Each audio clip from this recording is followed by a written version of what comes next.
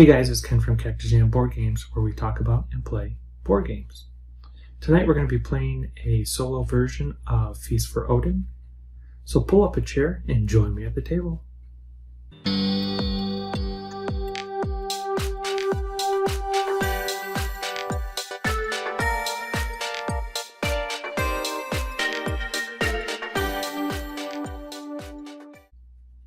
Okay, so Feast for Odin is a 2016 game released by Uwe Rosenberg.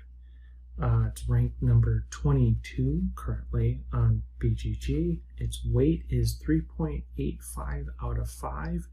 And yeah, it's a heavy game, no doubt about it. The mechanics listed, they got worker placement, and there's certainly going to be worker placement as part of this game. But the big twist for this game, and what makes it quite interesting, is the grid coverage mechanic, where we're going to be getting tiles as taking actions to get tiles, and those tiles are going to be brought back to our home board, where we're then going to be placing them on a grid to cover them up. There's a bunch of minus signs on the board itself. We need to cover those up to at least have a decent score by the end of the game.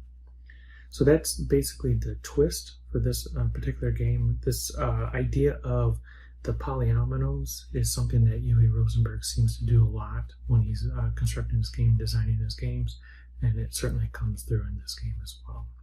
So without further ado, let's jump into a very brief overview of the game itself. We're just going to talk about the components. I think this game, more than most, really requires a playthrough where you're actually seeing it happen to really try to understand what's going on in the game itself. So, like I say, without wasting any more time, let's jump right into the overview, and then we'll get into the playthrough as well.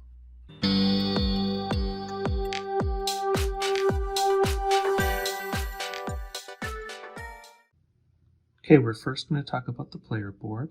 Each player gets their own. The player board is split into different sections. This top left-hand corner is where the players are going to be placing tiles that they collect during the course of the game. This diagonal track of coins is how you determine how much income you'll be earning each round. We're talking specifically about silver coins here. Next, we have the boat area. The top three sections, or the top three spots, are where the whaling boats go, and then the bottom sections, those four, that's where your longships and canars go. And because it's a Uwe Rosenberg game, there's going to be sheep in it, so we've got spots for both sheep and cattle in these pens down on the bottom center. And then in the upper right-hand corner, we've got the feast table. This is where you're going to be getting Vikings every round, so new Vikings will join your crew. In addition, we'll see the harvest track, which will determine which sort of goods will be produced every round that there is a harvest. And then finally, we see the exploration board track, where we can figure out which exploration board gets flipped for that particular turn. Next up, we've got the worker placement board. Now, this is, if you've ever heard anything about Feast for Odin, you've probably heard about just how massive this workspace is, or the worker placement space is, and it's somewhat notorious in that regard, but it's actually pretty straightforward and pretty easy. Each one of these areas here is a location where you can place Vikings to do work. Remember, the goal of this game is to cover your home board and any exploration boards with items. Well, where do you get those items? You send your Vikings out to this board right here. The board itself is split into rows and columns. Let's do the columns first. The first, second, third, and fourth column require 1, 2, 3, and 4 Vikings respectively. So if you're in the first column, you need 1 Viking only. Place it there, and then you get to do the action. If you're in the fourth column, you need 4 Vikings to be placed there, but then you get to do the action. The horizontal rows here essentially just split up those actions into thematic or similar activities. So for example, if you want to do exploration, you'll go to the exploration row and then choose what level, how many Vikings you want to send to do a particular action. Likewise, if you want to do some crafting, A single Viking is able to do something pretty good. You put 4 Vikings there, you get lots of stuff. And the stuff you're going to be getting from your worker placement board, well, that's shown here in these bins. And there's all sorts of different kinds of stuff, including foodstuffs, animal stuff, loot you get from raiding, rune stones, silverware, treasure chests, cloth and linen, spices, and so forth. So there's all sorts of different kind of stuff. And you'll notice there's different colors here too. And that's because there's a hierarchy of stuff. The lowest level stuff is orange. Next level up is red. Beyond that is green. And then the highest level stuff is blue. And the color of the stuff will determine what and how you can use those items. And we'll see that when we do the playthrough. Next up are the exploration boards. These boards, there's only 4 of them, but they are double-sided. So there's 8 different exploration areas to go to. Players can, on their turn, go out and explore these boards, bring them back to their home base, where they can then use them to build up their income track on many of these boards. And then there's going to be the bonus tiles as well. And so the player then has a new workspace where they can add their stuff tiles to maximize income and get additional bonus. Each of the boards comes with a score as well in the top right hand corner. This is your final or the score associated with having that particular board. There are significant scoring penalties when you first bring the board back, but that's the game, right? It's how to eliminate those scoring penalties and maximize income and the bonuses. Okay, next up we've got kind of a hodgepodge of different components for the game. At the top, we've got the area where you're going to be collecting loot from raiding and pillaging. Below that, we've got the boats, or a supply of boats that you'll be using in the game. You can either build them using wood resources, or you can buy them outright, just with silver coins. Dice are needed for hunting, laying snares, whaling, raiding, and pillaging. We've got a couple deck of cards here. There's actually 3 decks total. There's 2 occupation decks, and then the item deck is shown right here, where you'll be getting your whaling spears, swords for raiding, pillaging, bow and arrow for hunting, and then finally snares for laying traps. And then lastly, we've got the sheds and building tiles. Okay, the last component we're going to talk about before we get into the playthrough is the turn track. And so there are 7 turns for this game. Each turn is split up into 12 phases. This turn track helps you keep track of all that. Now for the solo game, we're only going to have 11 phases. There's no need to determine who the start player is, so we'll skip one of them. Okay, so I think that's enough discussion about the overview and components. Let's start playing the game. This is how you really learn how to play Feast for Odin. And we're just going to jump right into it, guys. Come join me at the table. Okay, we're all set up. We've got the main player board here with the 2 different colored workers in place. Our turn track, worker placement area, exploration boards, item cards, occupation cards, extra boats, mountain tiles. We've got our sheds off on the left here. Above that, we've got our raiding and pillaging items off camera, our regular tiles, money, and then finally the wood, stone, and iron that we'll get from the mountains. We'll go ahead and get the game set up. We're going to reveal the top 2 mountain tiles and get them populated with items. Okay, we've got the money, iron, stone, and wood on the mountain tiles. Let's go ahead and choose occupation. Now, it's not part of the original game, but I can make it a little bit easier on myself. I'm going to draw 2 of these occupation cards and then choose one of them to play for the game. So these are the 2 that I've picked. I've got this guy here, gives me no victory points at the end of the game, and every time I do a crafting action, I'll get a mead, which is not bad. And then this other card is a woodcutter. It's worth 2 victory points in the game. Whenever I get 2 wood as an action, when I place Vikings onto the board, I get a buck or 1 coin. I'm going to choose this one here. and take the other card and place it at the bottom of the deck and set this off to the side. We won't need this deck again for the game. Okay, so this card is not in play yet. When it gets into play, I'll put it up here someplace. Okay, the cards that we do have in play include the 3 item cards that we start with: the bow, the snare, and the spear for wheeling. So we are ready to get started. Let's go through the various phases for the first turn. And this first phase right here says that we get the new Viking from our track here. So let's take our Viking and bring it on down here. And in turn 1, we reveal that we're going to be collecting item 1 tiles, which include these 3 tiles. And that's what we're going to be using to feed our Vikings. Oh, I should also note that we start the game with a mead. Unfortunately, that's all we start with. We don't have any coins to start with, and we don't have any items. Okay, so we've done the first phase, and we've actually done the second phase as well, where we harvest goods, and that's what we've gotten there. Now we're going on to the third phase, where we're going to be looking at the exploration boards. And in the first turn, we don't do anything to the exploration board, so we'll just leave them as is. In the fourth phase, we're going to be drawing a new item card and adding it to our collection. And we've got a sword. Can't use it just yet. Maybe that would be extra incentive for us to get a long ship so that we can go raiding. Okay. We are now going into phase 5, which is the phase where we're going to be placing our workers on the board. In order to get a lot of things done in the game, we need resources like wood, stone, and iron. Where do we get those from? We get them from the mountains. The mountain exploration area is this region right here.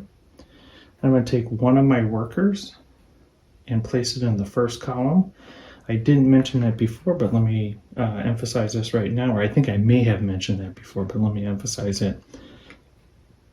This first column here, we're going to be placing a single worker to do the action. Second column requires 2 workers, third column 3, and fourth column 4 workers. So let's go ahead and place a single worker in this location, and we're going to be drawing 2 items from one of the mountain tiles. Let's choose these 2 wood right here and add them to our collection, and that's that action right there. Our next action is we're going to try to get some more resources. You know, I would like another wood, to be honest, so I'm going to come to this location right here. In this location, we're going to take 1 item. In this case, we're going to take another wood from the other mountain tile. And then this symbol right here means that we can take one of our tiles, whatever we have, and advance it to the next level, 1 step. So 1 tile, 1 step. And we're going to take these beans and advance them to the next level there. So we are done with these actions. I think we've got enough resources where I'm willing to take a chance rolling the dice.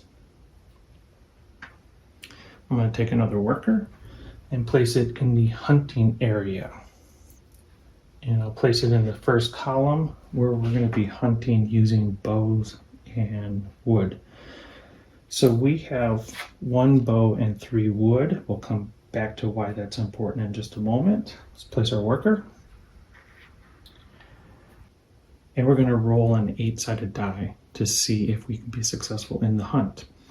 Now it's a normal 8-sided die. It's got numbers 1 through 8 on it. To be successful in a hunt, we have to roll a 0. Well, there is no 0 on this die, so we have to modify the roll. The way we're going to modify it is using the resources that are shown here, wood and a bow. Each one of those is worth -1. So let's go ahead and roll the die, and then we'll see what we get. Okay, we got a 6. Minus a total of 4, 3 wood and 1 bow is 2. We did not succeed in the hunt. However, we get to roll the die 2 more times. So there's 2 rerolls. Let's go ahead and do that. Okay, we got a 3 here. I think we're going to take a chance on that and go ahead and complete the hunt. So we're going to turn in 1 bow, so it becomes a 2. Excuse me, it becomes a 2, and then we turn in 2 wood to make this die roll 0. We succeeded in the hunt. What do we get for it? Well, it's right on the tile itself. We get a chunk of meat and a fur. I would like to get some cash because I think we want to get some animals as soon as possible for our homestead here or from our main board. So we need cash. And the way you get cash is you increase your income track. And I showed you before in the intro that we need to cover up these tiles. You get the income you get for each round is the lowest value coin that you can see. In this case, it's 0. Well, we need to move that up pretty quickly. One of the ways we can do that is that we can place a worker in this location where we're going to advance up 2 tiles up 2 levels. And let's go ahead and do that right now. We're going to advance this guy to the next level, which converts it to a blue, and this red guy, the order of levels starts out at orange, then red, green, and then finally blue, which means that we convert that 2x3 red into a 2x3 green. So we've got that tile here. I think we need more resources.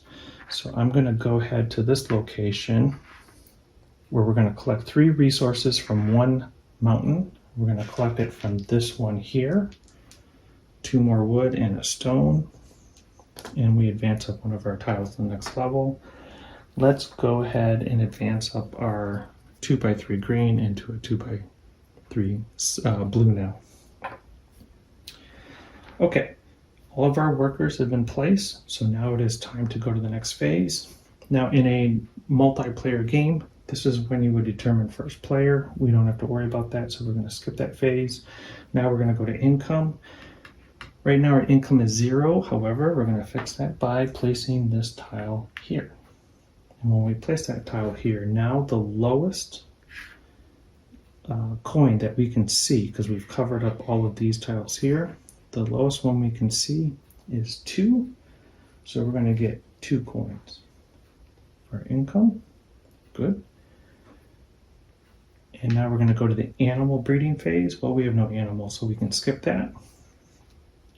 Next, we go to the feast. This is where we have to feed our Vikings. If we don't feed our Vikings, we'll lose points in the game. The rules for feeding Vikings pretty simple. We can use orange and red tiles in this space here. However, orange tiles can't touch orange ones, red ones can't touch red ones, but you can alternate back and forth. I'm going to place this red tile here,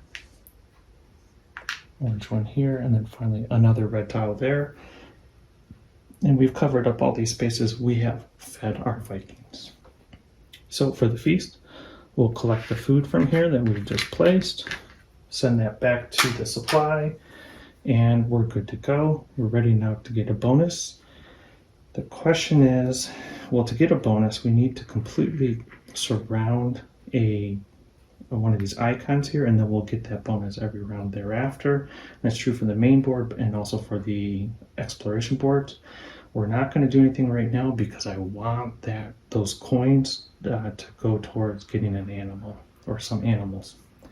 So we're going to hold off on that, and instead we're going to go to update and add new mountain strips. The way you update them is you remove the leftmost item from the mountains, and you draw out a new mountain strip and repopulate. In this case, I need 2 wood, iron, and a couple 2 coins.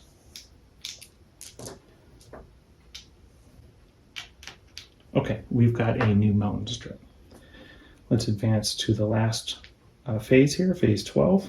And it says remove placed Vikings from the board. However, not in the solo game. Don't do that yet. You'll do that starting the second round. And instead, what we're going to do is switch to the other Viking color. And in this regard, those Vikings that are on the board already, the red ones, are going to kind of block spots, kind of like if you're playing with other players and you're competing with them. The way you compete in this game is you muscle out certain spots on the board and occupy them, preventing your opponent from getting them. To replicate that in a solo play, we're going to leave the workers from the first round on the board in the second round, and then do that throughout the game. Okay, so we're back up to phase 1. We're starting round 2. We're going to be bringing out our Vikings from down here, the second color. And in phase 1, we're going to be bringing the Vikings from the feast area down into the thing. That's this area right here, the meeting area. In phase 2, we're going to be doing a harvest. This time we're going to be harvesting levels 1 and 2. Let's go ahead and get our level 1 guys out. We saw those last time. Here's our level 1s. We'll add them to our collection. And here's the level 2. Okay, the harvest is done. We're going to go to turn exploration, and specifically turn exploration boards over. Well, again, in turn 2, no, nothing is done with the exploration board, so we just skip that. We're going to get a new item, and that item is a bow to replace the one that we used in the first round. Okay, we are now ready to place Vikings in the second round. And the first thing I'm going to do is take one of these Vikings and send him to the crafting area. He's going to take the stone, convert it into a rune, and get a coin on top of that. And the reason I know this is because I'm just looking at this location. It says 1 stone is needed, and you get a coin and a rune. Okay, so that's that crafting action. We've got 3 coins now. I think it's time for us to get some animals. And I'm gonna go all in. I got 4 workers here because I'm gonna use one of the 4th column actions. We're gonna use this action here where I'm gonna place 4 workers. I need 3 silver. That's exactly what we have, 3 silver. And I'm gonna be able to get 1 sheep and 1 cow. And I should make sure this tile right here is double-sided. On one side is a sheep, on the other side is a pregnant sheep. And the same thing is true for the cows. Cow, pregnant cow. Well, when you get cows and sheep, they're not pregnant. One of the benefits of playing workers into this 4th column where you place 4 workers is that you can take one of the cards from your hand and put them into play. So this card is the only card I have in my hand. So it says during Viking actions, if I receive 2 wood, I get a silver. So let's go ahead and do that. Okay, so I've got animals. That's awesome. I don't have any silver, which is not so good. One of the things I need to do is focus on feeding my Vikings this round. So I have this guy here. Remember, the rules are pretty straightforward. I need to cover up all these spots here to feed everybody. I can use orange and red tiles. I only have orange ones. I need to get a red tile somehow. Well, there's a really easy way of doing it. I can go fishing. And that gets me a 3 red tile fish. And I can place that here. And I've satisfied my feast. I don't have to worry about the penalty this round. However, I'm down to 1 card then. Sorry, down to 1 guy. I would like to both get some cards. I'd like to get a boat. There's so many things I'd like to do. Well, what I'm going to do first is play this guy here. This is for the immigration and occupation area. I'm going to take a new occupation card and a silver coin from the bank. Now, this occupation card doesn't replace the one I have. It just adds to it. This one is an armed fighter. It's got 3 victory point total at the very end of the game. When I play 4 workers in that 4th column space, before taking the action, I can take either a stone or an iron, only a stone or iron, from one of the mountain tiles. Okay, well, if nothing else, it's still worth 3 victory points at the end of the game. I think it's pretty good pickup. And at this point, we are done with this round, at least for the worker placement. So we're going to skip to the income. Again, my income right now is 2, unless I do something about that. No, let's just leave it at that. We'll take 2 income. We're going to go to animals. Now, for animal breeding, for sheep, it works the same way for cows, but let's just focus on sheep. If I have 1 sheep in this space, nothing happens. If I have 2 sheep and neither one is pregnant, and I should say if I have 2 or more sheep and none of them are pregnant, then I'm going to take one of these tiles and flip it over to the pregnant side. On a subsequent turn, when I come to this same phase number 8, where I'm animal breeding, if I have a pregnant sheep, instead of making a sheep pregnant, one of those sheep will give birth, and I'll have a new sheep to join the herd. So cattle works the same way. Well, I don't have any pregnant sheep, and I don't have 2 or more. Same thing with cows, so nothing happens right now. Okay, let's go to the feast. I've got everything covered up with my food items, so I am good to go. Bonus items. Do I do anything? No, I'm not going to do anything yet because there's still stuff I would like to do with animals. I'd like to get the animals in a situation where they'll be breeding next round, so I need cash for that reason.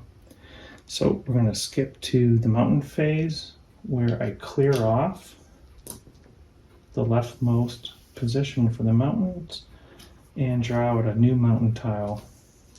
In this case, 1 wood, 1 stone. I need 2 more wood, 2 stone, and a 2 coin.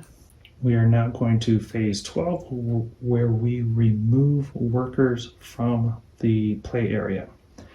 Which workers do we remove? Well, you remove the ones that you're going to be playing next round. So we're going to take the red ones off the board. Okay, off the board. And now going back to phase 1 for the next round, round number 3, where we're going to be drawing workers from the feast area. We're going to look at the harvest. Well, there's no harvest this round. This is one of the rounds that we skip a harvest. But we do get to do some action with the exploration boards. And the action is we're going to take the A board and we're going to flip it over to the other side. So let's go ahead and do that. Okay, we'll take a look at the A board right now. This is before it's flipped. These are the items that you would get on it. You can see that there is an income track on here. Then there's items that if you can surround, you'll be able to pick those every round. This board is worth 6 points at the beginning of the game. However, there's 24 minus ones on here. So actually the score you get at the beginning when you first take this board, it is minus 18. But over time, when you cover up these minus signs, you'll just get if you can cover up all the minus signs, you'll get the 6 victory points. However, we have to flip this board over to Bear Island, and this is what we're actually working with right now. It's got an income track like we saw there. It's got a few items that we can pick up as well. It's a good island, but I'm not sure it's the one that I want. But maybe I'll change my mind. Who knows? Okay, the other thing that we do is we add 2 silver to each of the tiles that didn't get flipped over, the exploration boards that didn't get flipped over, as an incentive to go ahead and grab those boards. Moving on to the next phase where we draw a new item card, and we've got another snare. Okay, we are now in the worker placement section of this part of the game. Let's see here. I've got 3 silver.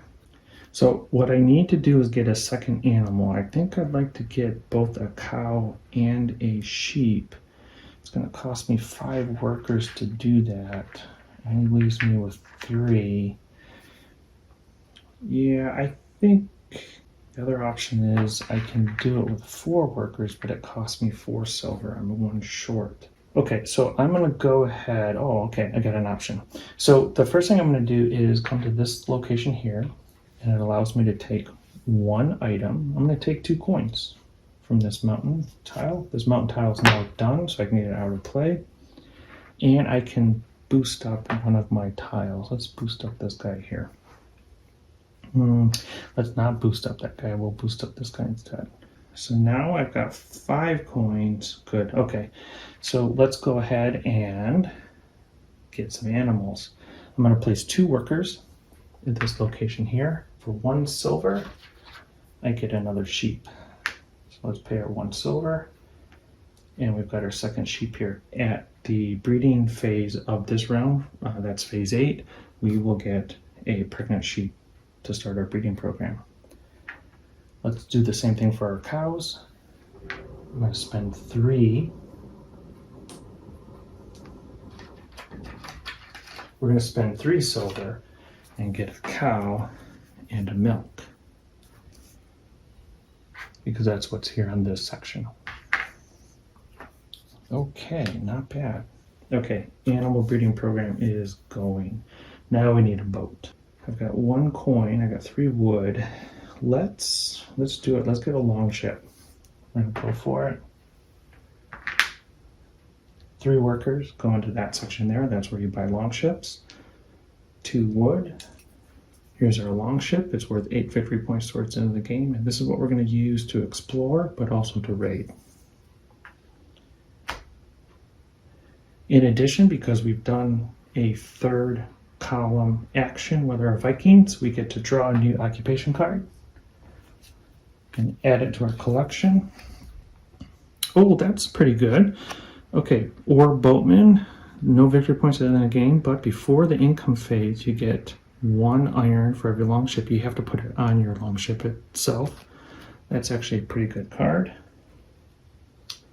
for the boat that we got, so it's good. Okay, let's go on to the next phase. We're going to skip the first player. We're going to go to income. There's no income, or I'm sorry, we only have 2 income. I think we'll change that this round though, or next round. So we get to, going to go to animal breeding. Yes, we have 2 sheep.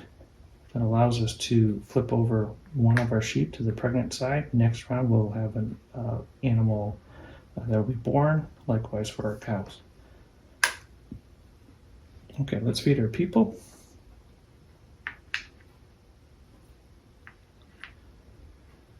That's a pain in the backside. Let's turn this guy on that side. So you always have the option to turn the tiles on the sides there. I should note here, if you ever have a situation where there's 2 of the same tiles, you must turn the second one on its side. It's kind of a penalty, having the same food at a feast. It doesn't carry as far. So in that regard, you want to mix up the food as much as possible. It's just one of the more fiddly aspects of the game itself. Just remember that if you have 2 of the same item, the second one must be turned on its side. Okay, so for the feast, we fed everybody. Let's go ahead and take these tiles off the board. Income. I think I'm going to be trying for one of the exploration boards next round, so I don't want to mess around with placing more tiles up just yet. I think.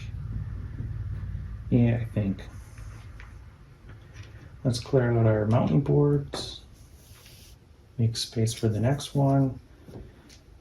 We have 2 wood and a stone, so we need 1 wood, 1 stone, 1 iron, and 1 coin. We're ready to move to phase 12, which is to recover workers from the board. The black meeples are next, so we'll take the black meeples off the board. On to the next round. You can see the game goes by pretty quick. We're already ready to start our 4th round. And I think at this point I'm going to pause the video and let's talk about what we've seen so far. Okay guys, so that's our overview and playthrough, at least through turn 3, Feast for Odin, a solo version of this game. The game is going pretty much as I would expect it at this point. I'm a little bit concerned about the fact that we're not getting a lot of the tiles covered up, or the tiles placed on our home board. Hopefully we can change that over the next couple turns when we resume the game. So thank you so much for watching the video. Really appreciate it. Please click the like and subscribe buttons for us. It certainly does help the channel a lot if you could do so. And we'll see you in the next video where we finish up our playthrough for Feast for Odin. Thanks again. Bye now.